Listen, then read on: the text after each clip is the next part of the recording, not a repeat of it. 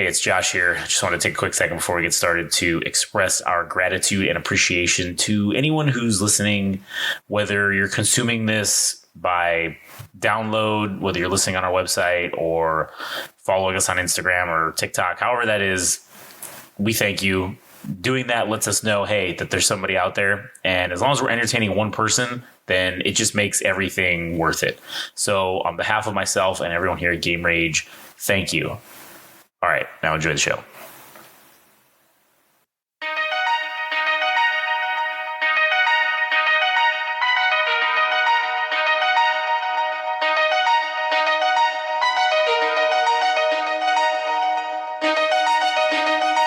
Welcome to the Game Rage Music Show.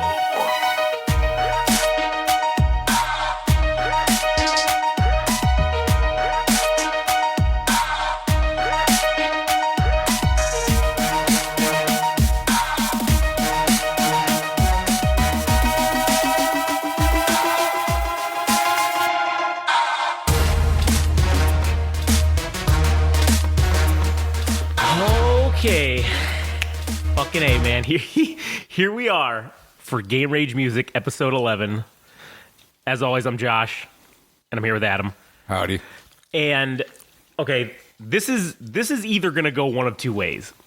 I'm either gonna look like a fucking absolute genius of conspiracy theories, or I'm gonna look like a fucking complete psychopath like I did on the CUP when I talked about the ice wall. All right. So I don't know which way it's gonna go, but I may have stumbled upon something. We have a few topics to talk about today, but the first I want to get into, let's just go right for it. So we talked, several episodes back about the Marias and them going from Red light management to MIC management. To MIC management, right? Yes. Okay. So, and then we talked about how basically, I wonder what it could have been that made them jump, like to end this relationship with this guy that they've been with for however many years, right? Like, okay. Right? So, do you know who owns MIC management? Do I know who owns? No, I don't. Okay, so in my research for one of the other topics we were talking about today, I found in a Securities and Exchange Commission filing. Okay, this is not like something that, because I Googled it because I was like, there's no fucking way this is real. I Googled it, nothing comes up. You look for there's no Wikipedia page. Everything when you look up MIC management, it's just fluff articles, and you look up MIC management owner, it just comes up with the guy who's, like the head of it or whatever, right? So in this Securities and Exchange Commission's filing, which the SEC is basically any publicly traded company has to file, statements and stuff with them over time. Well, it turns out that MIC Management is a subsidiary, which the definition of subsidiary is at least 51% owned by this other company, which MIC Management is owned by Live Nation. All right. Oh man. Shit's already going off in my head, dude. So they're in bed with them? Fucking A, dude. They're wholly in bed. Like, and one of the things, and we're obviously in this episode, we're going to talk about a lot about Live Nation, and I fucking went down a rabbit hole. And one of my theories about why the Marias, me being an outsider and just in knowing business and how it works in general, and my theory is that Live Nation or MIC Management was like, oh yeah, we're gonna make them an offer they can't fucking refuse. Yeah. And because no independent organization could offer them anywhere near what they likely were able to offer them in terms of money, in terms of access to venues.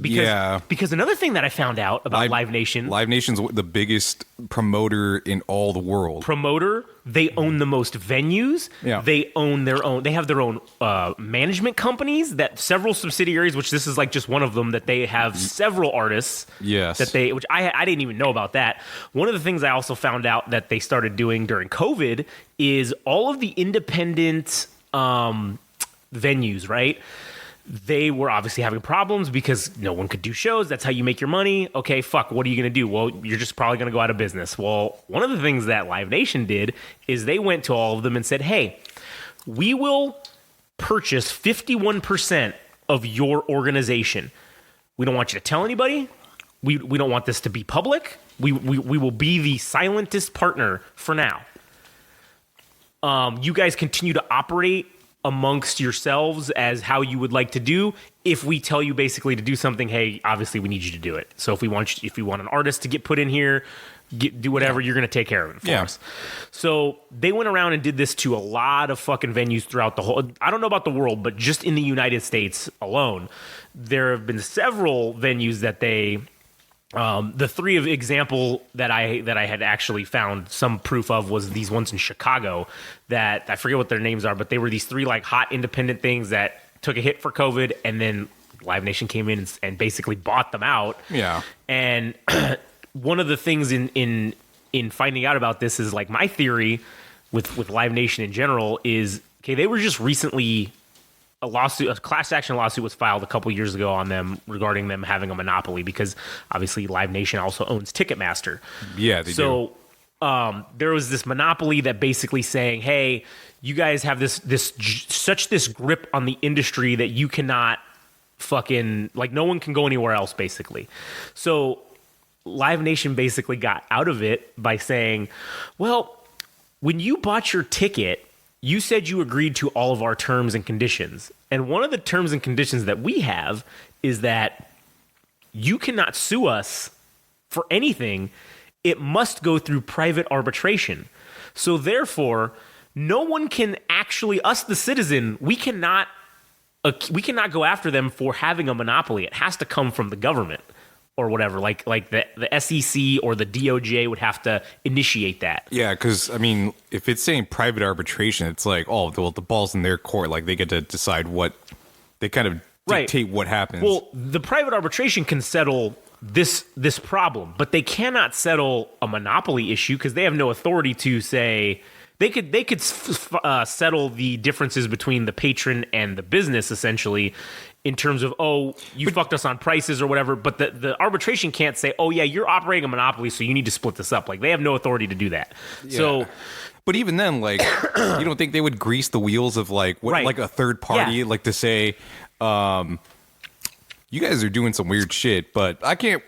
What are we gonna do? Right. Like, yeah, exactly. You're gonna pay us behind the, whatever, and behind the door, right? And so one of the things that really got me like going on this thing was, oh shit, they are literally going to basically, because they're obviously the number one owner of everything essentially music related.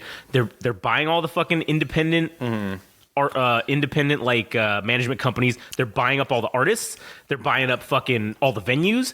And so maybe this is a good segue into the topic of them doing this whole thing with these independent artists. But before we jump into that, I just want to get what you're like, what is swimming in your head about this specific thing with the Marias, and now this revelation being that, hey, there's probably no way that fucking Red Light or whoever was involved with that could have ever fucking competed. Never. With that offer, whatever offer they got, because there's no fucking way. I don't know, man. Shit. Well, I can't say anything because I was gonna get potential intel on this whole falling out situation between the management, but I don't want to say anything because then if I actually do get it, then like I don't want to break. No. Don't you don't need to say anything. Yeah. But do you think that they knew that they know that they are actually? Oh man, I'm sure they fucking like. I'm sure they're like, hey, you take the leap with us, it's all good from here. This is the big time. It's the big time, yeah. I mean, shit, dude, that just makes it so much worse. Because then it's like, from all the memes about like industry plants and shit, it just comes further to fruition, because then you're saying that all these venues that are allegedly like independent or thought to be independent from that level, from like a grassroots level, from all the way to the top, if they're going to say, hey, I'm going to take this artist and build them up like in this locale with one of the venues that we own, and then we're just going to have them come up through the Live Nation ranks. We'll keep. I think the way that like building up an artist works is that you kind of build it around your like local. Well, obviously you have social media, right? Like you take that, and then you also add in the like wherever the artist is based, and then you just kind of make your rounds for like a couple years and you build up your audience. But now it's like if you're within that system, it's like I don't want to say it's easy mode or whatever, but it kind of is, because you're saying that if you're in that circle already, then that means your potential for going up is your ceiling's very high. Like, well, yeah, it's like when if you're like to use the wrestling fucking analogy, it's like being an independent wrestler, and then finally, okay, you're only limited by what you can do locally, and then once you get picked up by the WWE and you get the fucking PR machine, or you get whatever that's called, the machine behind you, then your opportunities are fucking unlimited, because you're getting all this money thrown at, okay, your advertisements, your fucking promotions, your whatever. You're getting to play bigger venues, you're getting to get more exposure and whatnot. So, and for all the shit that like anybody would say about fuck Live Nation and all this shit, for like their ticket prices as a consumer, but for artists too to feel like they're getting gypped because at the time they were getting 15% of their merch sales taken away from them. Yeah. But what if they came to you? Like, what if Mick Management came to an artist, like, if we were artists? I mean, that's kind of it's a hard decision not to say no if you're given like guaranteed money, and that's kind of like the problem with like a monopoly like that, is that you're buying. What's the expression? It's like, I'm not selling out, I'm buying in. Yeah. So I don't know. I just think it's terrible because the more venues that they own, they kind of dictate what the prices are for like concerts. I think in general. So, or at least I think so. I mean, and also maybe the deals might be sweeter with them because they own so much. Like if you perform there, like, yeah, maybe the money's good, but man, it just makes it like so much harder for everybody else, like the smaller independent venues. So like, oh, how are we going to compete with that? Like, how the fuck are we going to like, well, you can't, how are we going to give artists like what they want? Like we believed in them. Like the best we can do is give them $3,000. Live Nation's giving them $10,000 or whatever, right? Because they can, like, and it's like, fuck, dude. Like, how do you deal with that? The only thing, like I said, you know how we were kind of talking about this before in like previous episodes. I don't remember which one specifically it was. Is that you get in with people like right from the get go, like independent artists. If you're an independent venue, you get in with them right away, right? Yeah, and it's not like you're trying to come across as like creepy or anything like that. It's like, dude, you got to get in the ground floor with like artists from the get-go, because then otherwise these Live Nation is you're just gonna get absorbed by the Borg or like the machine, which is Live Nation itself. So I don't know, man. I think it's like, this is possibly like one of the worst things I've heard. Oh man, because dude, like of course they would not. For a group like that, they're like, okay, how can we go to the next level? This is the next level, dude. There's nothing. This is the highest level. This is the high. Like, if whatever they offered him had to have been so fucking good that they're like, oh fuck yeah, we're pretty much set for life at this point. Like, there's nothing. And okay, so one of the things I also found out in doing this thing was with the way that Live Nation does things. Because they own venues, they own management companies, they also own merchandise processing companies, several of them. And so this whole thing with that's what the side topic was about, the money that they're giving. They're stopping the 15% merch fee only at certain venues, though. It's not everything. It's only certain. It's only like maybe 30 of the venues that they own throughout the United States that they're doing there's this. a list. There's a list of participating venues, is what it says. And then one of the things that I think is funny is they are basically all that money. So that 15% if you have an artist that's represented by a management company that is owned by Live Nation that maybe you don't necessarily 100% know about, but you're playing at venues that are owned by Live Nation, all right? Then the merchandise that you're selling is being distributed also by Live Nation, and they're taking cuts out of everything, right? All that money just is going back to the same fucking place. It's going back to Live Nation, and that's it. Yeah. So them saying, "Oh yeah, we're not going to get you that 15%." They're still making that fucking money. It's not, and that's the one thing when I heard about that, I'm like, man, there's no way a fucking corporation of this fucking size is doing something out of the goodness of their fucking heart. Such a benevolent act, such a kind act. I looked it up. The guy who's the CEO of fucking Live Nation, in 2022, he made $139 million. That was his salary. Yeah. Okay. That is 5,000 times more than any employee that works at fucking Live Nation. All right. So if you've got that kind of fucking money that you're the head guy, you're making that money, which hey, listen, if you're at that top, you should be fucking making money worth it. Right. But there's no way that, oh yeah, man, we're going to give them $1,500 and for travel money or whatever, or travel expenses. That's what that $1,500 is. It says it's for like travel expenses.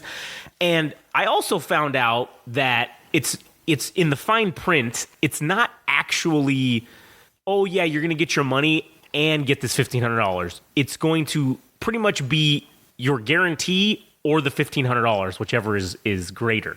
So that is fucking awful. Right. So if you're fucking, let's say you're fucking, I don't know, your guarantee's $1,000. Well, okay, cool. You're going to get an extra $500, but that's it. That's what you're getting. And then if you, let's say with the merch thing, all right, those venues are mainly, so I found out there's two different types of venues. There's artist seller for merch, and then there's venue seller for merch, right? So where the venue takes on the responsibility of having the stands, they take all your shit. It's like at arenas, right? Or if you go to like WWE event, they have all the people selling shit. Well, those people don't actually work for the WWE, they work for the venue. Yeah. So if you're an artist seller, then the artist, your merch guy or whatever, is the one that's out there actually fucking selling the shit. Yeah. So I think that, yes, okay, in the instance of where it's an artist sell, I think it's harder for a venue to say, hey, we want 15% because we're giving you a space. Well,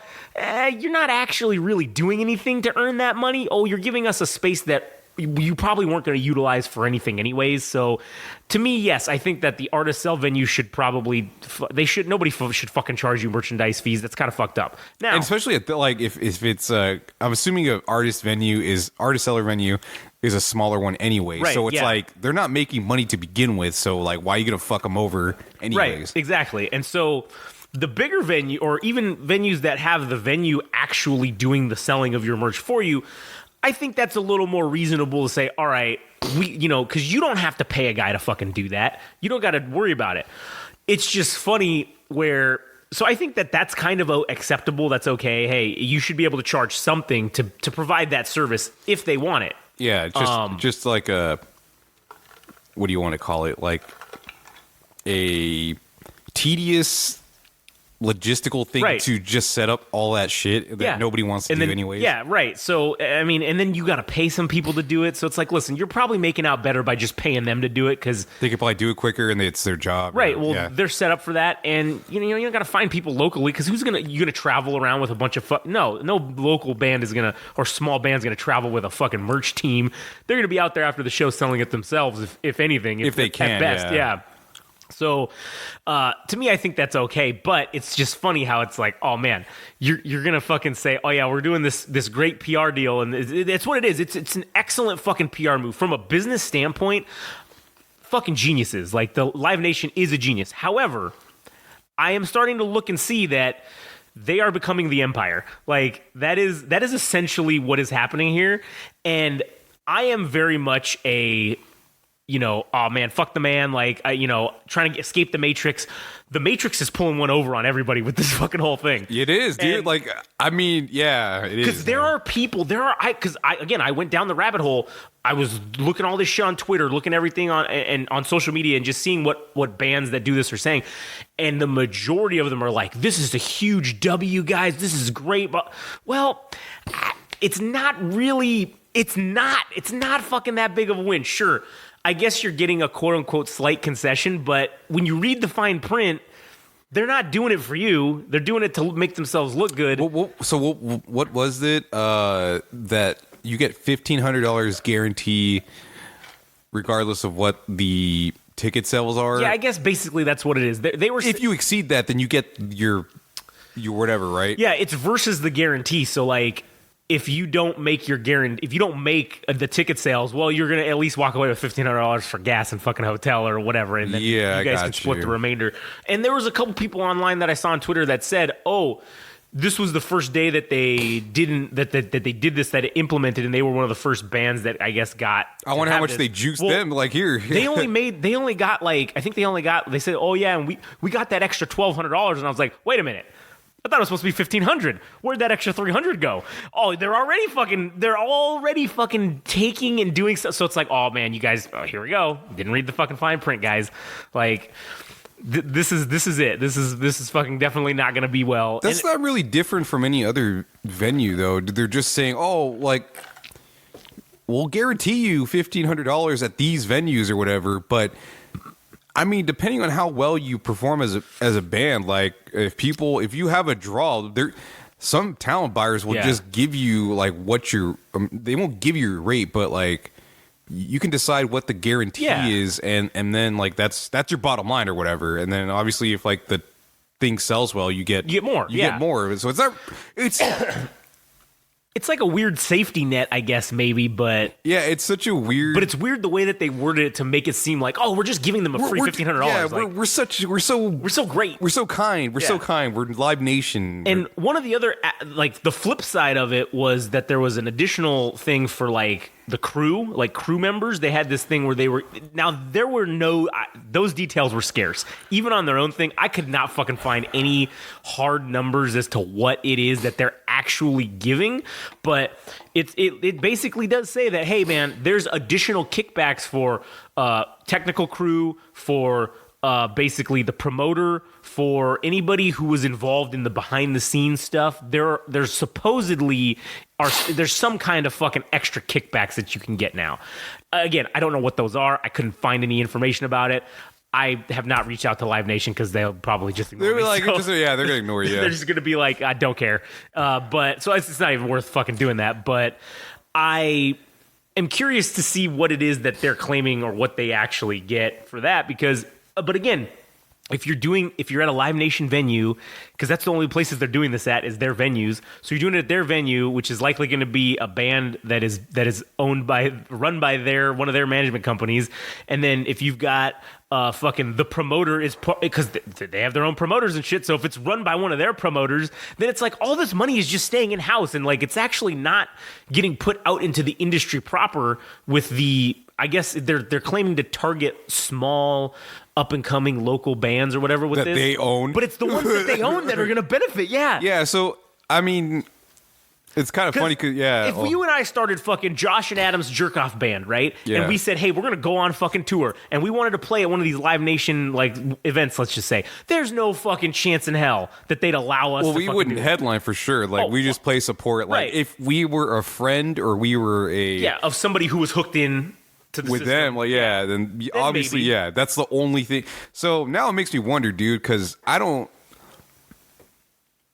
So I did want to go to a concert on Saturday. It was Pixelgrip. So now it makes me think things. Because Pixelgrip played at the Echo or the Echoplex, like the two. It's two venues in one basically. But they played at the Echo, and that's one of the venues that was listed for Live Nation that was giving the the $1,500 stipend that you're talking about. Yeah. But shit, it's like I want to know what they're dealing with as far as like who was the promoter for that specific show. Yeah. Like, well, it'd be interesting to see. Okay, well, like I don't know who manages Pixelgrip. Are they on the list? Because there's over 300 companies that are subsidiaries on this list. So it'd be interesting to see if are they associated somehow with one of these deals? I don't know. Maybe it's like one of those things where it's like the grounds for them to like see like, okay, well, let's see how they do at this level at first, and then maybe we'll actually get management for them. Like we'll have somebody scout them first and see how they do at the show, and if they do all right, then what? Because they don't have management right now. Okay, so then there you go. There's the end. That could be where they're like, this is an independent band, or artist. Let's let's sink our corporate claws into them. And it does look like I'm telling you, dude, and this kind of ties into the episode actually, because I did want to take a portion of like the podcast or this specific episode to talk about Pixelgrip and how they've evolved, because I just want to take one song from each album and just kind of show like how like the quality of their music has gone up like exponentially in my book. And I don't know, man, maybe it's just ripe for the picking for Live Nation to be like, let's get one of our management groups to scoop their ass up. And I don't know, man, like their social media posts, and one of them had like it was like them standing in some derelict place, and there's all these photographers, and they're all posing and shit, and it looked high quality, and I'm just like, things are certainly getting polished around here. I wonder what's going on. What is afoot? Yeah. What is afoot here? And maybe that is an indicator of, man, maybe they're already in talks, and maybe a deal is already or is in the process of being cut. Who the fuck knows? Yeah. What is possibly going on behind the scenes? And one of the things that really fucking, I don't know, man, it makes me sad too is, okay, so in doing all this research or whatever, I came across a clip of, it was Billy Corgan, and he was on the Joe Rogan podcast. Oh, man, dude, Billy Corgan, okay, so I know he's kind of like a fuckwad when it comes to wrestling and shit, but the guy has like really awesome, crass opinions about the music industry, and in general, and just the industry and how it's run. And one of the things that he was talking about is how the industry basically fucking pulls like Jedi mind tricks on you all the time. Yeah. And he was basically saying how they literally, when he was like, 21, when they signed their first deal, or 20 or whatever, how old he said he was, he basically signed a deal that locked him in for 14 fucking years or whatever. Yeah. And he's like, they're basically plotting out your entire career arc. And then once you get into the system, they literally are just like, oh, don't worry, we know what to do, blah. But it's like, no, this is all part of their fucking plan. This is how it's supposed, this is your trajectory. And he said, that's why it's so hard to stay relevant or to stay in the thing, because they're telling you, hey, you guys really need to start, doing better or whatever. And but don't worry, we know exactly what to do. This is what you're going to change your sound. You're gonna change this aspect of whatever it is that you do. And he's like, fuck, man, this is how that whole corporate thing changes what you are as an artist, and because they've got you hooked in. Yeah, I mean, because if it was up to them, I guess for both parties, for like, I don't know who owns the masters to Smashing Pumpkins music. Yeah, but I think they know what's going to make money as far as like music goes. Right. But if Billy Corgan wanted to make music that he wanted, which he's doing now, like, I don't know if it would be as popular, because it's kind of obvious, like that the music hasn't evolved or whatever. Not that it's not evolved or whatever. It's definitely changed. He's making the music that he wants, and it's there's two sides. There's people that dig Smashing Pumpkins for what the Smashing Pumpkins are, and there's people they're like, oh, I wish I could still hear like Siamese Dream or whatever, and that's what they want. Like that's what like those record labels would want, is like, make me Siamese Dream fucking four times over, because that's the one that's what people want.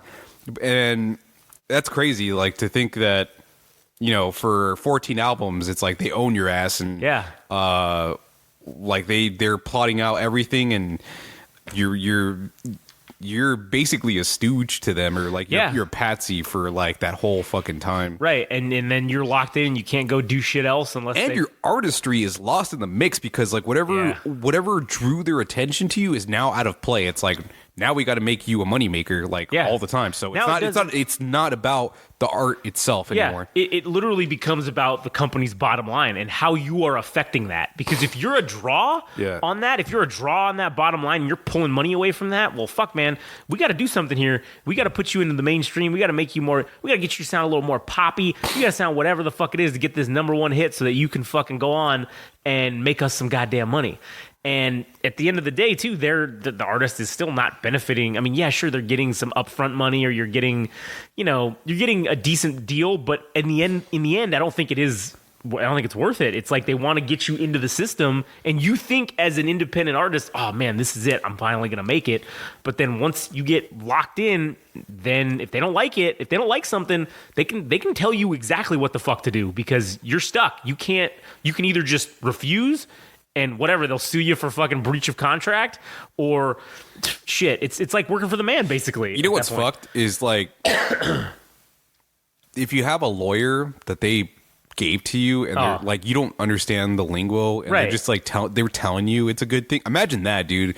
Imagine you're courted by this person and you like do your own research, and it turns out like that lawyer is tied to like pretty much like all of Live Nation's network. Yeah. And they're like, oh yeah, this is going to be a fucking great deal. Oh yeah, you guys, and then it turns out like you just got like a shit deal and you didn't even know it. So like, that how fucked would that be? Is if you're starting out and like you get recognized by Live Nation and you get picked up by one of their management groups, and like the lawyer's juicing you up. He's like, oh man, this is great. Hey man, he's like, I read this deal. You guys, this is some good shit, you guys. And meanwhile, he's getting kickbacks from Live Nation every fucking band that he gets to sign fucking deals or whatever. Which I'm sure happens because, they're like, oh, don't worry, we got a lawyer here that, he'll take care of you. Yeah. And then he's just gonna tell you what you want to hear so that you sign the fucking documents, and then that's a wrap. Like, yeah, that sucks, man. That is just, and that's what's fucked too. Is that's what it's going to, and this is where I think that their evil empire plan, is genius, because they will put out of business if they start picking up all these hot acts.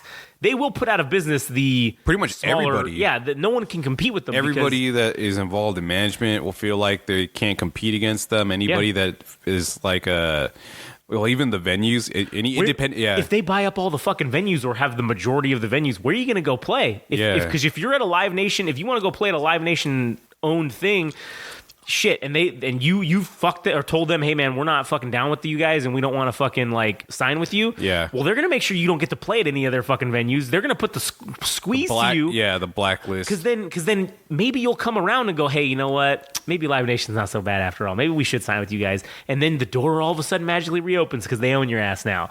So, but now they're probably gonna give you less of what you. Oh yeah, you're gonna worth, get because you fucking pissed them off. So now they're gonna give you a shittier deal. Yeah. But yeah, it's like that's where I kind of see this going. That's where now this is speculation and conspiracy theory, but lining up the facts and the information kind of leads me to these conclusions that this is what their aim is to put everyone out of business so that they can then just basically be, well, if there's no one left, it's like Microsoft with fucking, buying up all the fucking game fucking companies or whatever. Game studios, well, if there's no one left, then hey, Sony, who are you guys going to hire to fucking make your games? Oh, I'm sorry, you got to make your own shitty games in-house? Oh, man, that really sucks. Damn. Yeah. Like, that's what, and then eventually Sony just goes, you know what, fuck it, it's not even worth it. Which is what they're kind of considering right now. They're just saying, fuck it might not even be worth it to even continue making the PlayStation, which musically, the equivalent of that could just be, well, independent artists are just going to, or other independent management companies just go, fuck, it's just not even worth it to even fucking continue doing this because we can't get anybody, because as soon as we sign somebody, oh man, as soon as their contract's up with us, they go on fucking some live, they get scooped up by Live Nation somebody, because we, the independent management company, got them famous or a little bit, got them some hype. Now they're gone. Which says just as much about artists that you're like, oh man, nobody looks at us, nobody pays attention to us, and then as soon as somebody gives them the slightest bit of attention, they flee from the people that were ride or die for them, like for day one or whatever. Like whether that's management or maybe it's their own personal crew that helps them set up shit at their shows or whatever it might be.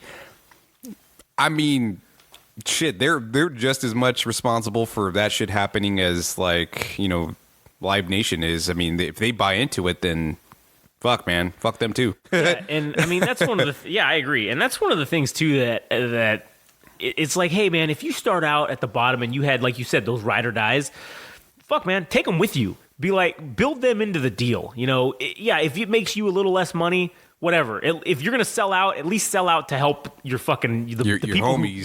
The homies that got you there, essentially. That would be where I would say, okay, selling out might not be so bad. I mean, it's gonna suck, but hey, if you can make some money and help the homies, help them have a comfortable living as well, fuck it, guys, why not? Let's just fucking do it. But I mean, I know management contracts have something like that, where if they end up cutting the relationship between the two, that they could still earn money for like a set period of time or something, right? Afterwards. Yeah. So there is kind of that, I guess, but I don't know, man. Like, how could you go with somebody else? I agree, man. Well, here's the other thing. Okay, so you talked about lawyers and shit, right?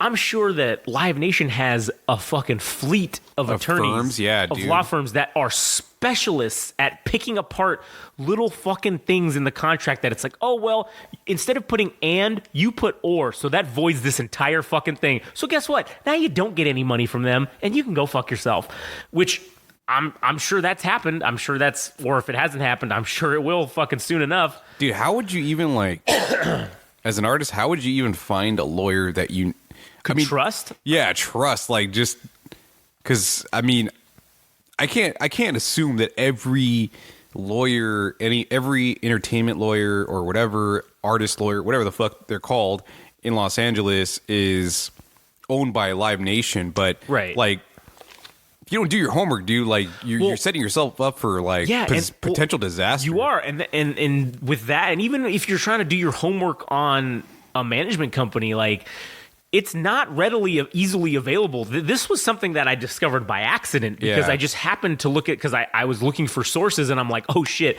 the SEC published this fucking filing of all their subsidiaries. Oh, I'm just curious to see what's in there, and I was like, wait a minute, this looks familiar. You know what I also hate is I was trying to look for information about who mixed. I know this doesn't have anything to do. It's kind of like tangentially related. Yeah. But I was trying to find out who mixed an artist like song, right? Okay. And that's not information that you can easily find. I tried looking in the credits for Spotify, like it shows who produced it, but not who mixed and mastered, like who the specific person is. And I'm just like, fuck, man. Even like trying to understand the industry itself, like you have to be in it, and somebody has to. It's like the Freemasons, dude. Yeah. You have to be like grandfathered in by somebody else to receive all the benefits themselves. Because shit, dude. There's this girl named Rachel Stewart. Her artist name is Sedona. Okay. I would love to fucking sit. I know she's not going to give me the answers that I want, but I was working for somebody that brought her in as like a consultant because they thought what she was doing was like valuable. Like I was the one that recommended this person to my boss or whatever. Yeah. And I wanted to speak to her personally, and that didn't happen because I ended up leaving or whatever. But one of the things I wanted to ask her was like, hey, you have like 8,000 followers on Instagram, and you have very little following on Spotify itself. Like your monthly listeners are kind of low. Not that I would be taking a jab at her directly or anything. Yeah. I think she makes great music. I think she's one of those artists that I think is like on her way to bigger and better things. But what I want to fucking know is like, how did somebody like her get placed on two different like TV syncs? Like her music got plugged on MTV or whatever. I was like, you don't have that much of a following, or you are in the system. I know you are. Tell me how you got your music plugged on MTV. But she's not going to give me that answer. No, definitely not. So like, that's what I hate about when you talk to people within the industry, is nobody's going to give you a direct answer. Like, I've been posting stuff about like people within the music industry. Yeah. Like last night, I don't have a problem saying this because I don't give a fuck. But last night I was saying 2 or 3 weeks ago, I went to this poster art festival, and there's two people. One of them is Galo Galvan, and the other one is Rachel Bowl. Yeah. I know they work for Golden Voice, and Golden Voice is the people. They run Coachella or whatever. Yeah. So I did not hesitate. This doesn't benefit me in any way. I don't really give a shit. But I talked to that dude Gallo. I'm like, hey, there's an artist you got to pay attention to. Her name is Jacqueline. I think she's on par with Amy Winehouse and Adele. I think you got to pay attention to her. And I did that because I don't know what's going to happen from that, but I just told the guy trusts my opinion. I said, hey, this is something you need to pay attention to. Yeah. My hope is that she actually does make it to Coachella, and it's by word of mouth that everybody's like, oh, Jacqueline. Who the fuck is this Jacqueline? But I started with him because I just don't know what's going to happen, dude. And that's how it happens. Like, and I said that on Instagram, and I have no problem saying that because this is how it works, dude. You recommend people. Yeah.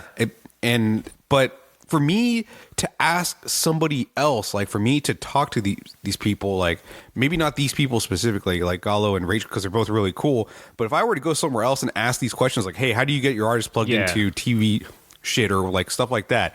Nobody is gonna give me an answer on how that shit works, dude. Like I guarantee it. So I don't know, man. Like when you're talking about like all the information that is not readily available to people, dude. It's like and 100%. I feel like it's by design. Yeah, like it is completely on purpose that you cannot find out the type of information that to see where the connections are. Yeah, because they don't want you to know. And also, I think I went to the Mick Management website, and all it is a picture of a face or something, or maybe it wasn't anything. Like there's no links to who the specific managers are, like who's the head of the company, who's all that shit.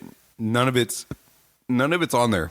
So that's for them to know and you to fucking find out. Or if somebody's like one of their artists is one of their managers is looking for you, they'll come and find you. They'll find you. You don't get to call them. Yeah, they'll call you. So one of those type deals. That's how I feel like the music industry is like you got to be in the fucking. You got to be in it to know. Yeah, well, and even looking at like like Cosmica, right? I looked at them just because I was just curious to see. I chewed gum and now it dissolved in my mouth and it just there's like this awful flavor. So if I stopped talking for like a few seconds, like because he got up. Yeah. Well, anyways, I looked up Cosmica because I was just curious to see what other bands that they had or whatever, and same thing with the Red Light and.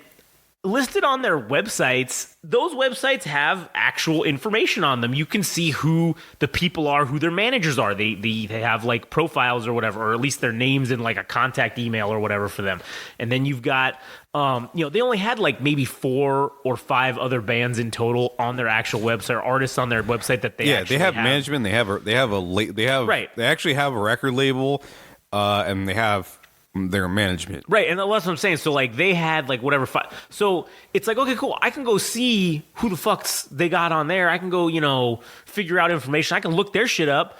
And it's readily available because, hey, it's like they want you to know because it's like, oh, but when you go to these other things that are, like you said, you got to be in the goddamn you got to be a 33rd degree Freemason. Hold on. Yeah, I think Mick Management does have a website because that's how I found out they were on the Marias. But it was some other management that they just had info at X management. I don't know what the management was, but like that's how most of those fucking websites are, dude. Right. Like even Jacqueline's like management. You look on like Noise Group or whatever. It's just like television, like white noise or something, and it just says like the email or whatever. And there's nothing else available. Yeah. So it's just I don't know if that's just kind of like a meme, like between. All the management groups that they're so cool that they only like it's like Hyperwolf, dude. Like Hyperwolf is a dispensary. They're so cool that they only need to mention their name and people like they just know. Oh yeah, You gotta know. I hate that shit, man. But yeah, and like I said, at least within it seems like the music industry, it's very much. Everything is kept close to the vest. It's like these are goddamn state secrets with how this shit happens. Secrets, yeah. And we cannot let anyone who is an outsider who hasn't been approved by the fucking system and given the fucking, the rite of passage or whatever it is. Unless you like if you're an artist, like a rising artist and you're a quick one, like people will come out of the woodworks to find you or whatever, right? Oh yeah, definitely. Or if you have value in some way, people will come to you and find you. Right, yeah. I mean, it's like with this, right? Oh, somebody could fucking come in and want to fucking, oh yeah, hey, we want to fucking put your thing on our show because we see value here. But if they don't see value in it and they don't see how they can make money, they're not gonna give a fuck. Even if we reached out to them, they're not gonna give a fuck. Which, hey, that's fine. Again, I don't want to be in the system because I want to be able to do what I want to do and have these kind of conversations. Because if we were in the system, we wouldn't be able to talk about this. They'd be like, "Hey, man, you guys can't air that episode. That's some secret information you can't be giving out that we don't want people to know about." So I don't know. But it's fucked because then you just think about, man, okay, you sell out, you get to fucking have that money and be controlled, or fuck, you get to maybe just barely make it, but then you get to do whatever the fuck you want to do, and no one can say otherwise. You can do whatever you want, however you feel like that day. Oh man, here we go. Let's take it a new direction. Let's go here. Let's go there. Yeah. Nobody's curating what it is, the content that you're creating, essentially.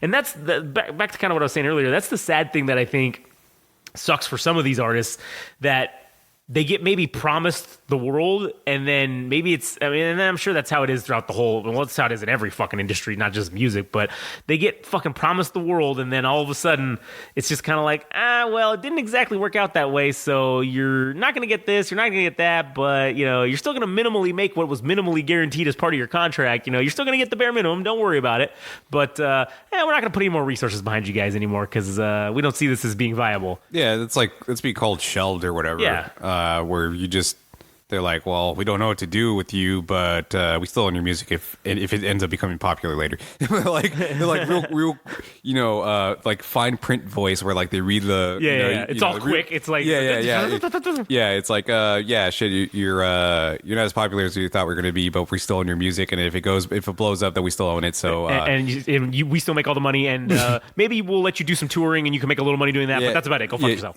Yeah. Yeah.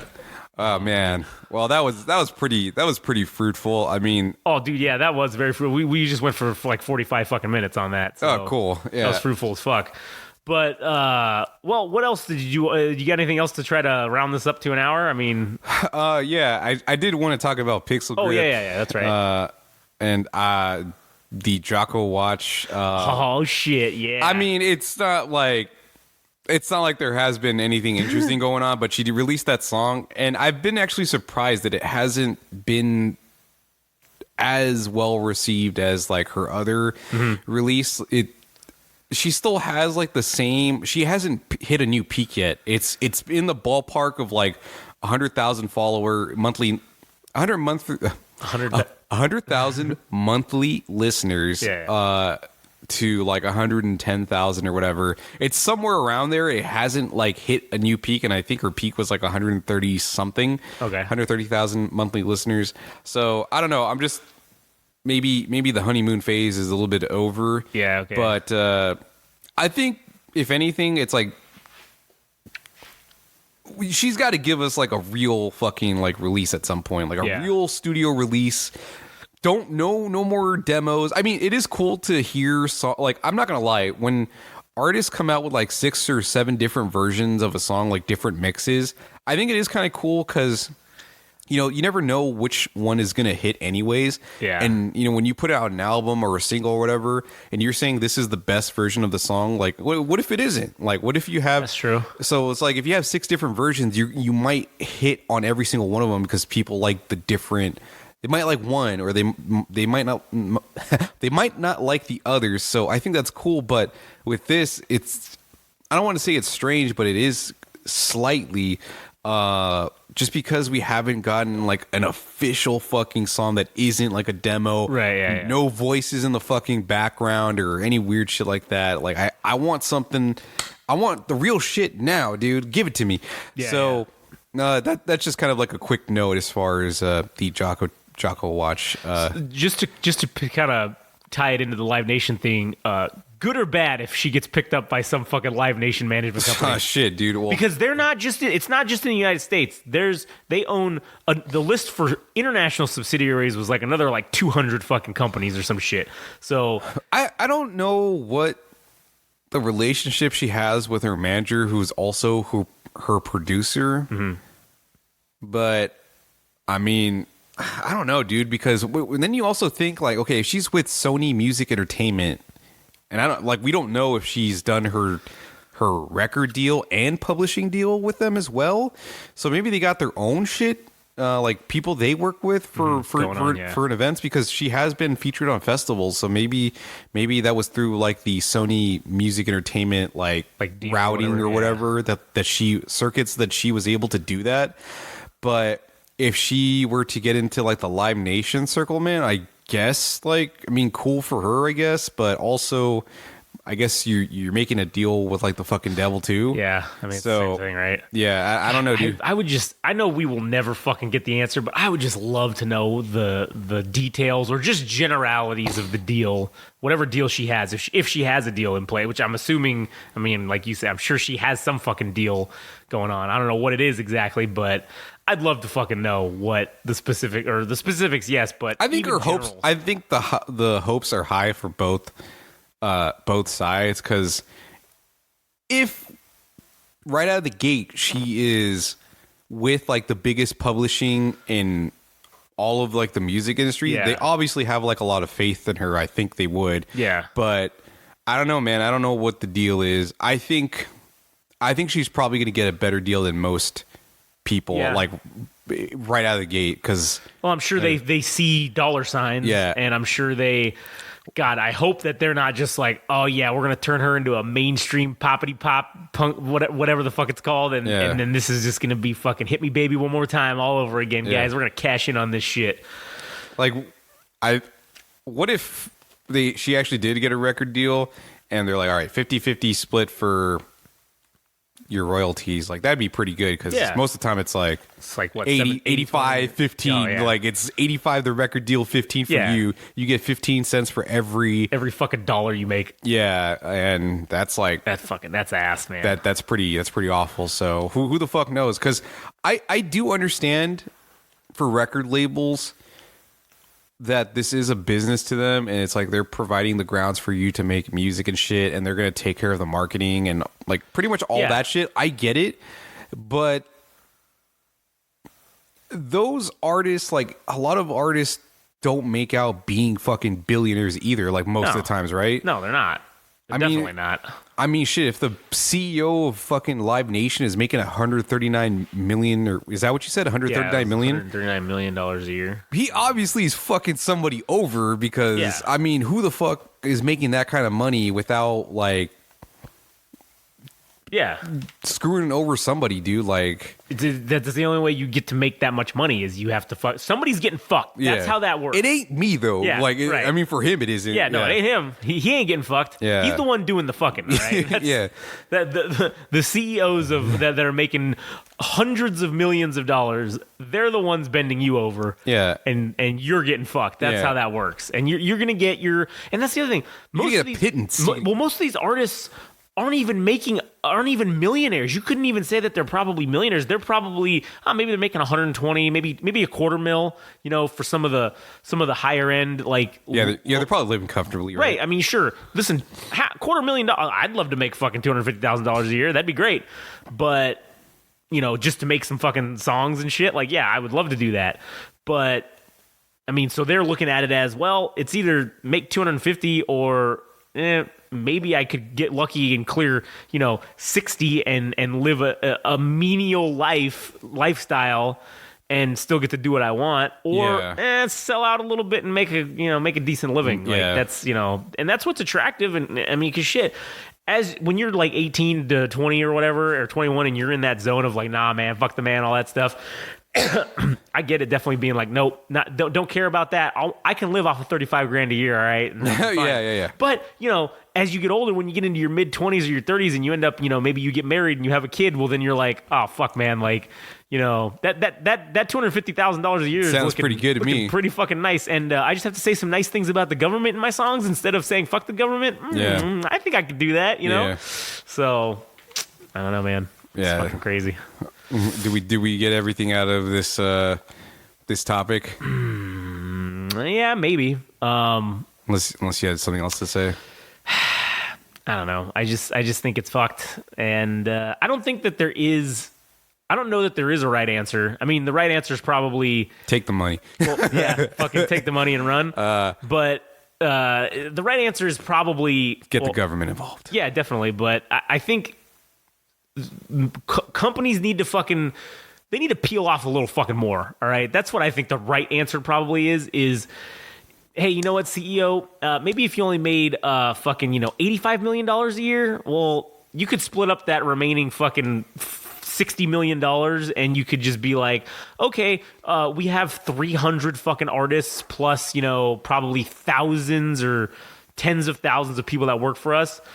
Oh, cool. We could peel off fucking everybody an extra fucking 20 or 30 grand a year as a bonus or whatever for helping us. Yeah. Fucking do whatever. You know what I'm saying? Instead of just being an asshole and just being like, nah, I'm just gonna keep all this money. Or the company itself hoarding all this money, worth the company itself as being worth multi-billions of dollars and brings in, I think the number was like $11 billion in revenue that they brought in like last year or whatever in 2022. Yeah. And it's like that. This is post-pandemic too. So this is like, fuck, man, that's probably not even close to what it was pre-pandemic. Who knows? Yeah. So it's like, Jesus Christ, you guys are making that much fucking money. And again, what have they been doing with it? Well, they've been going out and buying venues and buying artists and buying companies and saying, fuck it, we're just gonna own everything one day.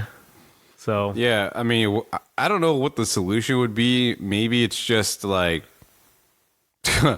people go back to doing backyard shows and protests, like just Maybe. people doing things in really obscure spaces because they're like, fuck, I don't want to fuck with Live Nation venues at all.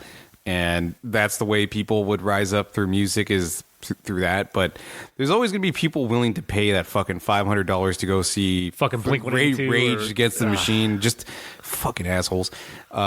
Just let it go, dude. Like, I know we already had the nostalgia episode, but fucking let it go, dude. Like, they had their time. Don't feed. I feel like I'm being an asshole by saying this, but god damn it, like Blink-182 had their fucking day. And now they're still fucking the American dream, dude. They're literally humping it and into submission. They're like, oh no, we're not done yet. Yeah, you know what? We're gonna do a reunion tour in fucking 15 years from now. It'll be the 50th anniversary, and you know what? It'll be $1,000 to come and see us, and we'll still sing songs about being teenagers and sticking shit up our asses or whatever the fuck they sing about. Yeah. So I don't know, man. Yeah, it's bad. It's bad either way. Yeah. So support local venues, dude. Fuck them, and maybe that's the solution. Is maybe it's going to take people, you know, maybe like us or whoever that want to see these independent things stay independent. And it's going to take, you know, listen, we don't have a fucking venue, but, you know, maybe one day we will have access to one, or maybe one day we will actually have our own venue. Yeah. And we can say, hey, man, as long as you're an independent person, you can come here and fucking do whatever you want. If you're with the man, get fucked, all right? Go to your fucking the man concert venues, all right? We cater to a certain type of people. Yeah. But that's the thing too, is I don't think people And also risk that. I'm putting the responsibility on the audience themselves. If you guys don't show up, then don't come, bitch. Yeah. Don't fucking come and say, "Oh my god, Live Nation is doing this shit again." Oh my god. That is true, because that is you. Because guess what? You're still buying it, just like everybody bitches about Disney and doing shit. Well, guess what? You're still paying that $8.99 or $15 or whatever it is now for Disney Plus. So I don't want to hear you bitching unless you cancel your subscription and go to some other service that you think is better. Yeah. Or whatever, you know? Fucking, yeah, show up, all right? Don't fucking be an asshole. Yeah, don't be an asshole. So support local venues, support local music or independent artists as well. Although, you know, when they achieve a certain level, they're not gonna be shy from getting paid those big dollars when they get to play at let's say the fucking what's a venue that Live Nation owns? Fucking Yeah, fuck, I don't know. the Novo or some shit, Yeah. like in downtown LA, or maybe the Hollywood Bowl. I don't know if Live Nation owns that, but You know, some large venue that they own. yeah, dude. I mean, you can't turn that money down. It's so hard to fucking say no to that because you don't know when that money's gonna come again. Like, Yeah. you just don't fucking know. So I get it, but also fuck them, dude. Fuck agreed. Live Nation, dude. You know what's crazy too is they own like every House of Blues too. Like, Yeah, own, they like, do, all of yeah. them. I didn't know that either. I was like, God damn it, because I was looking at that list and I was like, Jesus Christ, House of Blues, Anaheim, fucking literally every one of them. I'm like, Jesus, man, they fucking own all these things. Yeah. And then, you know, now it all ties together and it all starts to make sense when you fucking look at it, and it's like, God damn it, they did it again. Yeah, I think probably the most surprising thing is, I didn't look into that. I didn't even know Live Nation had management, but it would make sense. Though, because they would want to make money at all levels and at all parts of, because they could just keep it in house, dude. Like, it's just like you said, every venue they own. They just stuff artists that they are working with, and obviously all the talent agencies or whatever that are working with them, they also get a kickback from all this shit that they do. It's just a fucking Live Nation circle jerk. Oh, yeah. Well, one of the things that I also saw, too, I took a screenshot of it, but because it was like basically as of 2017, Live Nation and its subsidiaries were managing over 500 different artists. Some of those artists include Alicia Keys, Kenny Chesney, fuck that guy, Big Sean, Why fuck Kenny Chesney? I don't know. I just said that. That was just fucking random. Big Sean, fucking Christina Aguilera, the Eagles, fucking Coheed and Cambria. I know them. DJ Khaled, fucking they own his ass. Fucking Van Halen, Jewel, Seal. Fucking Jewel seems kind of random. I don't think she's been relevant since like who the fuck knows? Yeah, who knows? Lil Uzi Vert. Okay, that another one which makes sense. Megan Thee Stallion. Yeah, okay. Her. Rihanna. Fucking good old Robin Thicke. And then there's a couple other ones on there, but I don't really know who they are. But yeah, like those are like some of the big ones, and it's like that's it. Well, that was just a list of some of the. I didn't go through the whole thing, but those are the ones that some of the big ones that I fucking recognize. Yeah, I mean, as far as I'm sure there's more that I fucking didn't see because again, there's 500 of them. Over 500. I didn't read the whole thing, but but even then, I'm like, that shit's kind of weak. Like, yeah, sure, it is, but. Because this is like people from back in the day. Like, what are they doing? They're cashing in on the nostalgia thing. Oh, yeah, good point. They're feeding into it. Yeah. Jesus Christ, we just figured out another thing that they're doing. Yeah. They're brainwashing everybody into staying fucking back in the 1980s or 2000s or whatever the fuck it is. Hey, you guys remember Van Halen? Oh, yeah, we got them. We got reunion tour, bitches. Maybe that's why they're doing that, is because, hey, they own them, so they're like, fuck it, let's put them out. Let's put them to work, guys. Yeah. Give them a little cashola. I'm sure they're old and I'm sure they didn't save their retirement money because it went all the fucking drugs and alcohol, and partying. Yeah. So I'm sure they're like, fuck, guys, we could use a little bit of little injection of cash. Oh yeah, you want us to go around and play the old shit we played from 40 years ago? Yeah. We're down. Yeah, dude. Get ready to pay $10,000 to go see fucking Van Halen, the reunion tour. In the exclusive Live Nation fucking, what do they call those skyboxes or whatever? Oh, yeah. Catered and everything. No, actually not catered. Oh, they're not catered? Well, I mean, when you pay for a skybox, you don't get catering unless you actually order it or whatever, but it's not included. That's what sucks, dude. That's bullshit, man. Yeah. If you're going to pay that much for a goddamn skybox, you should get everything, Yeah, dude. It should be food, drink, all inclusive. Yeah. Fuck that. You know what? At our venue, if we have a skybox, well, we're going to be using it. But if you're going to pay us fucking $10,000, you're going to get everything. Yeah. Shit. We'll have people come and suck your dicks. I mean, fuck. We might do it ourselves. Yeah, I mean, shit, for $10,000, I mean, that's a good chunk of change right there. We'll get the good pizza, too. Oh, yeah, man. Yeah, we'll get you the stuffed crust, all right? Fuck yeah, dude. Fucking top of the line. Yeah. It's not delivery. It's DiGiorno. Hell yeah. All right. Well, we hit an hour, so you want to do the pixel grip? Yeah, real quick? we can do that. Yeah, I'm down. Let's do it. All right. So, we're gonna have to take a quick. You're not gonna notice anything. Yeah, you won't notice. But we're to pause to set up the fucking playing because I didn't do that. So yeah. Hang on. All right. So stand by. You'll see us back in literally 1 second. Oh, an instant, man. The fucking pausing effect is so great because we were literally gone for like 20 minutes and then fucking to you it was like nothing immediate. Yeah, so it was immediate. That was excellent. Anyways, all right. So Adam wanted to discuss. Yeah, Pixelgrip. So they came out with a new song that is just. Oh man, it is orgasmic. Like it is an audio fucking orgasm, and to see the evolution from their earliest incarnations of their music to what they are now, it feels like I kind of wish I didn't just say all this because I wanted for you to just like go in blind and see because it's the sound itself, like the quality of their music has gotten so much fucking better, and it just gets me jacked to the tits. I tell you what. What was that song? Was it Alpha Pussy, the one we watched the music video for? Yeah. Okay. So I mean, I know I've heard that. Yeah. So I kind of know. Well, we'll play another. Well, actually, no, it was Demon Chaser. Was that the one? Or because did we listen to 2 songs of them? Did we? I don't remember, but I remember that music. Maybe we video. did. Yeah. I feel like it was, okay. I don't know. All right, whatever. Either way, all right. We might have.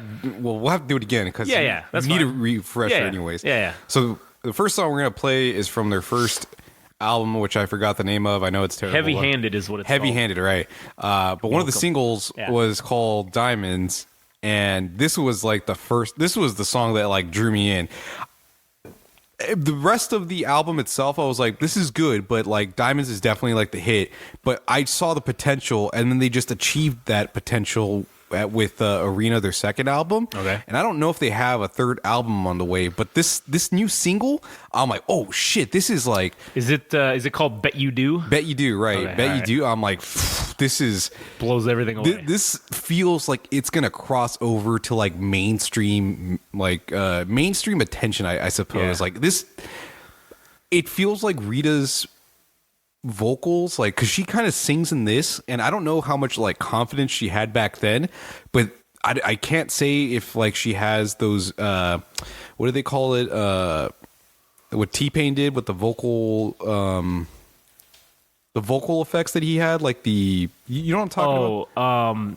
I mean, it's not like auto tuning, but it's Yeah, it is. Yeah, right. It's not. It's like something kind of different though, but or it's like a certain version of auto tuning, right? I guess. I don't know. I think it is auto tuning itself, but I'm not to say that like Rita Lukea herself is doing that, or maybe they just made her voice better with like some vocal effects like added on, like a modulation or something. Yeah, whatever. But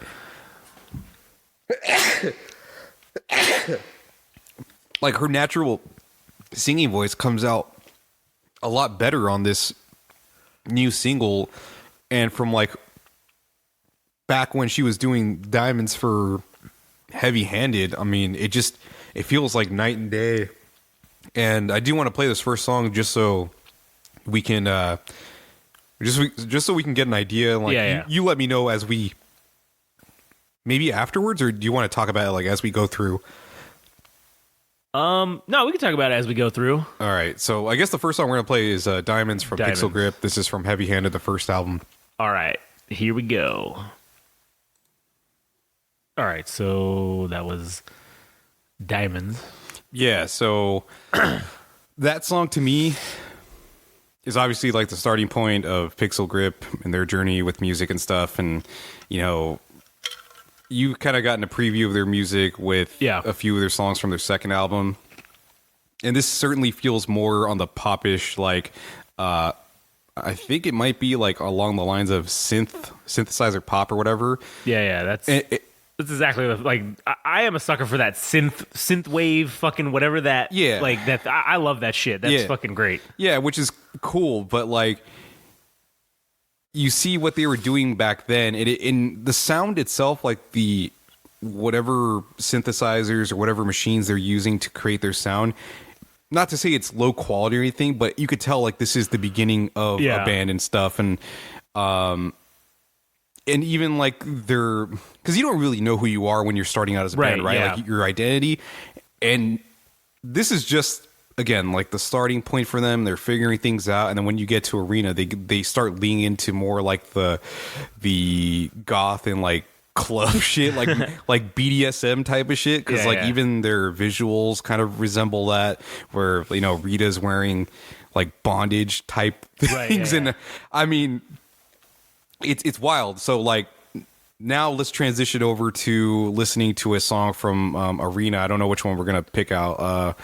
Maybe we'll just like listen to like maybe Demon Chaser again, just so we can refresh our mind. According to this thing, their like hottest songs on this album are Alpha Pussy, Club Mania, and Pursuit. Those are the three that are like, oh, it says you should listen to these. These are like the So okay, so I kind of want to hear something different that I haven't. All heard, right, so. well, Club Mania is pretty good. Like, let's go with Club Mania, because that one's not so much on Rita's vocals like being melodic or whatever. That one's just like let's fuck. Yeah, like I mean, it's got like this really good energy about it. It's like it's intense, dude. Like it's a good one. It's a good one. Yeah. All right. Let's listen to that. All right. So this will be Club Mania, Pixelgrip off of their album Arena. All right. So that was Club Mania, Pixelgrip. Yeah. What are your thoughts from the previous song that we heard to what you just heard now? You can tell that I feel like that one was definitely harder, I guess. Yeah. It wasn't as like poppy, and you know, because that first one was in comparison to this, it was that first one you could see was this is a little more poppy, kind of like they're just trying to maybe figure shit out. Yeah. This one, all right, now it seems like they kind of found what they were looking for and they just went hard on it, which, you know, I like. That's good. Yeah. So you can see that the quality, I would say that the quality of the vocals and everything, it sounds pretty similar. I don't know necessarily that, and maybe we'll hear it. And again, I'm no audio expert, but in doing this shit with the podcast and doing the intros and out and putting it all together and then figuring out how to mix it correctly where your voice doesn't sound all fucked up and like, you know, the music doesn't overpower like for the intros for like what Frank wants for the anime one. Yeah. To kind of figure that out, like you can kind of hear it because I know kind of what to do a little bit on some of those things. So you can hear it when it's different. Yeah. So these ones sounded pretty similar in terms of the way it was put together or the way it was like mixed, and then the type of quality of, I don't want to say instruments, but whatever it is that they're using to generate the actual sounds themselves, that sounds pretty fucking similar. So we'll see if I can hear a difference on the next one. All right. Well, I guess for me, what I see is there's like this style that Rita has, right? There's like this stoic delivery, where she's like, right, and I don't know if that's just kind of playing into like the genre itself, where like it's kind of cool to talk in a monotone delivery, right? And then there are times where she does actually sing and stuff, but it's like, for me, it's like the structure. Well, at least for this particular song, it's the structure of the song. Because I really enjoy Diamonds, but this one has like a hard beat, and you're like, fuck yeah. And then you have that in lockstep with like the lyrics. The lyrics are, the way they are delivered is in cadence with the. Yeah, I like that. That which was is cool. Awesome, like it's beautiful. And then it's the way the song is layered. So we go from like the hard beat, the lyrics, like the Rita's like stoic delivery. Yeah. And then you have like the bass synth come in like midpoint. Well, not the midpoint, but like somewhere between the first third of the song and transitioning over to the second third. Yeah. So the bass synth comes in, and the way like you can hear it. I mean, maybe not with this headset, but you can kind of get the resemblance of it, is that like the bass synthesizer starts panning from left to right and right to left. And I'm like, that's fucking sweet. I like that shit because it just makes my brain. It tingles my brain. It makes my brain tingle. And obviously when you get to the chorus, like everything starts kind of like hitting, like everything's firing on all cylinders. Yeah. And I'm just like, that is a better song than what they were doing. Yeah, no, definitely. You can tell that they stepped up the game a little bit. Yes, with this one. So you can tell that the song is a better song than what that other thing was. Yeah, sure. And now like with the identity thing, it seems that they know who they are, or they are figuring out who they are in the second album, and this third one. Like I just feel like they are fully realized at this point. They have achieved the galaxy brain, as one would put it. Yeah. All right. So this one is "Bet You Do," the new single. Man, it's just got released like a week and a half ago. Yeah, this is a good one, dude. I mean, I hope I'm not hyping it up, but I fucking love it. Maybe you are, but I guess we'll find out. I'm gonna try to clear that all from my mind and just go in open-minded and hear what happens. All right. So here we go. "Bet You Do." All right, that was "Bet You Do" by Pixelgrip. And man, I'm just gonna say right now, they definitely got signed by somebody, or they're definitely in bed with someone who's got money behind them, because I don't know if you could tell with it over your fucking because the headphones are over your I can hear. Yeah, hoodie, but I don't know if you can tell specifically, but if you notice from the last two tracks, one thing that I noticed is this one, I didn't touch anything. This one was louder. All right. Which indicates to me that the audio engineering, or the whatever the engineering is, was definitely of higher quality than whatever they've been using previously, because or they knew what the levels were, so that like, well, there's somebody who knows how to do that, right? And, so yeah, they do. So I want to quickly interject. So they did pick. I haven't checked what like person they were working with, but they did have a producer for this album, and I you could tell like it. Whoever's guiding hand was involved, like it just feel and it feels that is mainstream right there. That's gonna be fucking on something. I don't know what. I mean, if they're technically not signed or whatever by anybody yet, I would fucking love to get that as like the theme song for the YouTube fucking show. That would be cool as shit, but there's no fucking way that's going to be there. There's someone, there is the strings are behind something here, and I don't know enough to say if it's a major label that they're working with, or if it's or a production or whatever the thing is, like, right? I don't know. So they're signed to Field Trip Records, which is like a record label in Chicago itself, where they're from. Okay. And they had notable artists. One of them walked away to this other label called Stone's Throw, which like everybody knows for like Jay Dilla and Madlib and all these other people.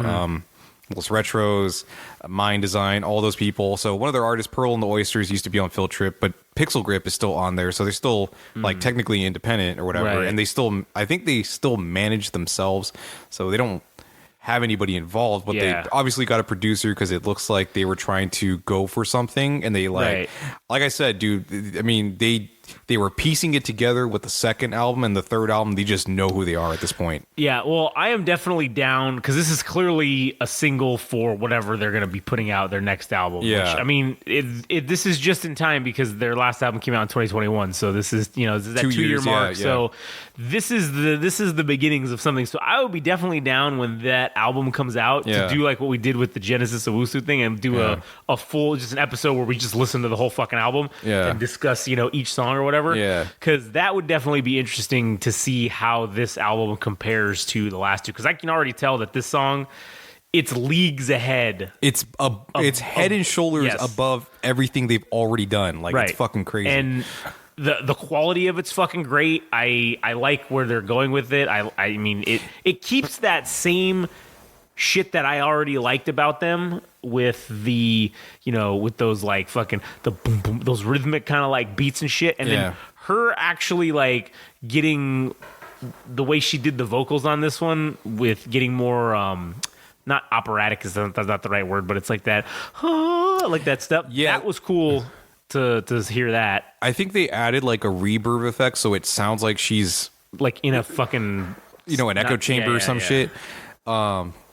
But like her voice sounds more confident, or there's something, and I don't know, like it feels like she got better at singing. I don't know how or why. Like I don't know. I think that's indicative of the better, higher quality recording, either studio or whatever equipment that they use. Yeah, something I don't know what it is, but there is no fucking way that they use the same fucking everything that they did on those last two that they did on this one, because the sound is way better.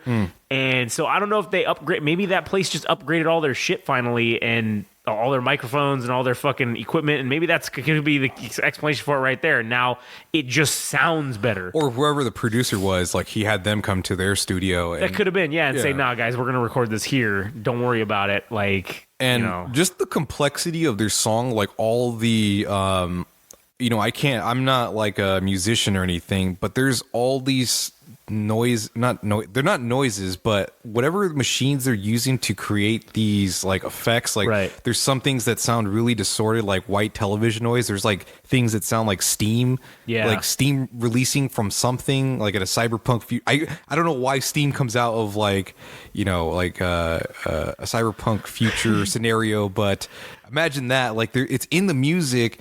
And there's also like liquidy and metallic type of sounds. There's like the polyrhythmic beats that are in it. Like, it's just, there's so much shit going on. I'm like, oh my God, this is like, if I have ADHD, this is a perfect song, because it's just like, it feels like your brain's getting rattled by all these fucking things that are going on. It's so good, dude. It is. It's fucking great. And I'm excited to hear what the next album is gonna sound like now. Yeah. So if it's just more of this, I'm in. That'll be great. I also like, I don't know, man. The Rita's writing some really spectacular lyrics. Like I'm paraphrasing, but there's a part where it's like, "Why is it so dark?" And it's because you're standing in my shadow. Like I'm the fucking bad motherfucker here. And then it's also like, "Oh, what about the things that you were talking about that you were gonna do? I actually did them. What about you? I bet you. Yeah. Where's your podcast, you son of a bitch? So when I hear that song, I'm like, oh, they're actually getting somewhere with their music and shit. And when I listen to it, I know she's not speaking directly to me, but I take it as like a challenge. I'm like, oh shit, they're getting, they're making headway with all this stuff that they're doing. Like, we need to step. So like, I'll listen to that song when I'm doing push-ups. I'm like, I need to do another.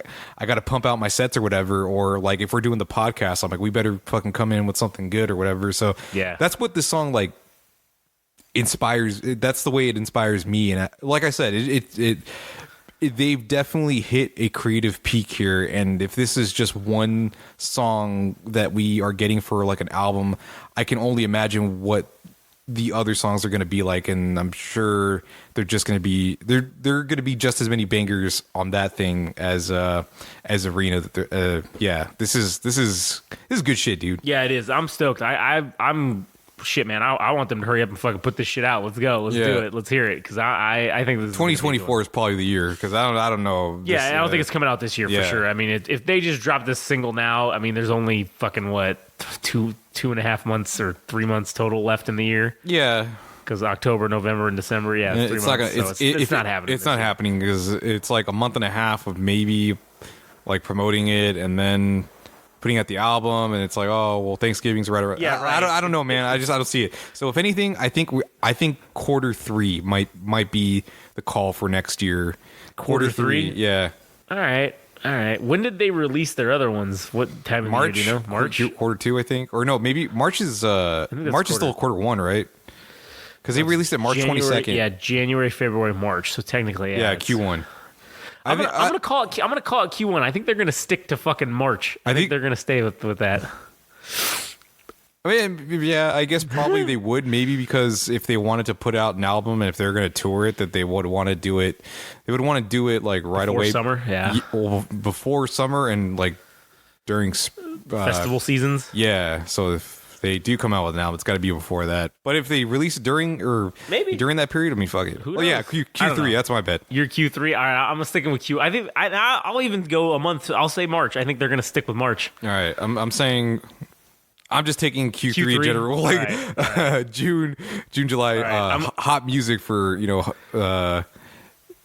during the hottest period of the year. So I think they're gonna go with those months. All right, that's good. We'll stay tuned to find out who was right and who gets punched in the nuts when they fucking were wrong. Yeah, could be both of us. Yeah, I do have two top. Well, there's two artists that are going to be coming out with two albums next week that I definitely like want to listen to all the way through. All right. One of them is Twin Temple, the satanic doo-wop band. I don't know if I'm down. Yeah, so they came out with they're coming out with a new album called God Is Dead. But sounds fun. Yeah. So we won't be able to. I don't know how this is going to work because we might have to do it remotely. So. That's right, because you're going to be somewhere else. Well, actually, no. I go home on Sunday, so we can do it on Sunday. Yeah, we'll be good. Yeah, we would. Yeah, we're good. Never mind. No problems. Wait, when do you actually start doing that? Next week. Next what Sunday, day? Next Sunday. Yeah. So you're doing it Sunday to Sunday? Yeah. Okay. So, and that album comes out. Actually, I guess it would be yeah, I think it's like 6 or 7 days. I don't know. So then the album actually comes out next week while you're 14th, out there, and then. But we can. I mean, we could just do it that Sunday. We're just gonna do it like we normally do it anyways. Sundays. Yeah. So on Sunday nights we'll just all right. So cool. We'll just do that. And then what's the other album? The Munya one. I'm still kind of salty that she made me go through all this fucking trouble of for nothing, of trying to interview her and her getting one extra person involved so that just for me to like not get a response from her fucking label or whatever. So I'm still salty about that, but I'm gonna put that aside and we're gonna listen to the album and we're gonna give an honest opinion. Oh shit. Damn. Yeah. All right. We're gonna put that aside. We're gonna no fucking ill will. Yeah. We're just gonna give it a real honest opinion. This I'm not gonna hold no grudges. Because what's kind of is this the one that he's the one that's the one he's worked on? So I have a feeling it's gonna turn out good. Yeah, I think that's definitely gonna be good. Yeah, so I can't hate. I already can't hate because if that motherfucker's involved, then I know the songs are gonna be decent. Yeah. Although maybe not. We'll see. We're gonna give a fucking opinion on it. All right. Well, you'll hear that. When's that one come out? Same day. Oh, is that one? Yeah. Okay. So Twin Temple and Munya are coming out with their albums on alright, the same day. So we're gonna have to do 2 fucking episodes. 2 episodes in the same day. Yeah. Oh yeah. All right, I'm down. Right. That'll be good to go. Yeah, this is a pretty fun episode. Shitting on a Live Nation. I mean, Yeah. we'll probably never be welcome to their shit anyways. But That's cool. hey, dude, Yeah. I wasn't gonna fucking go to that. I mean, I really wanted to go see Pixelgrip, but I'm not fucking going to the Echo. They can suck my ass. Yeah, fuck them. And yeah, you're right. They would never fucking. We're never gonna be on their radar. So who gives a shit? We can talk all the shit we And want. the only way that they will fuck with us is if we're doing so well that they invite us to their shit because we're somewhat of a draw to them. Yeah. They want Or to try to fucking bring us into the fold. They're like, oh, you guys are doing well for yourselves. How can we make money off of you? How can we turn that into doing well for us? Yeah. Because that's what we want. Yeah. Oh man. All right, cool. Well, anyways, all right. Stay tuned for the next week's episode, I guess, which will be. Oh, wait a minute. So We're gonna make it 2 episodes because I don't think. All right. I don't want people to sit here for like 4 hours trying to. right. No. Yeah, that's bad. So I think because next Sunday you're gone. You're gonna be there. Yeah. Okay, so we won't record anything next week then. Or we could do it remotely, I guess, but Yeah. we could do just a whatever episode remotely, see how that works. Maybe it'll fucking be terrible and we won't air it, but I don't know. We'll find out. Yeah, we'll see. So stay tuned. So if you don't have an episode from us at the beginning of next week, then you will be getting 2 the week after. Yeah. So just fuck off, all right? Just relax. We're gonna try it and see what happens. Yeah. Because we haven't done a remote episode yet where we're not in the same room, so this might be terrible. But I'm hoping it turns out good because this is the test run for the interviews. Interviews and shit, yeah. Because right. if this works, then we know. All right, I already think it's gonna work. But if it does work fully for a whole episode, oh yeah, we're on. We're gonna interviews are fucking happening. So, I mean, if we can get people to fucking want to do it. But anyways, Yes. yeah. So, all right, cool. Well, thanks for fucking listening to this episode, and we hope you guys enjoyed it. If you didn't, well, that's too bad because fucking we had a good time. So Yeah. Also, the social media plugs and. oh yeah, that's right. Fuck man. The what are they? It's the cheap pops and the fucking cheap plugs of yes. Go to @Game Rage Magazine Instagram and TikTok. Follow us there. Also @Game Rage Mag on the Twitter or the X. And go to our website, obviously, at GameRageMagazine.com. And if you're one of our Belgian listeners, hey, thanks again. Maybe we'll be fucking showing up somewhere near you. Who knows? Anyways, all right, cool. Well, thanks for listening, and we'll catch you on the next one. See ya.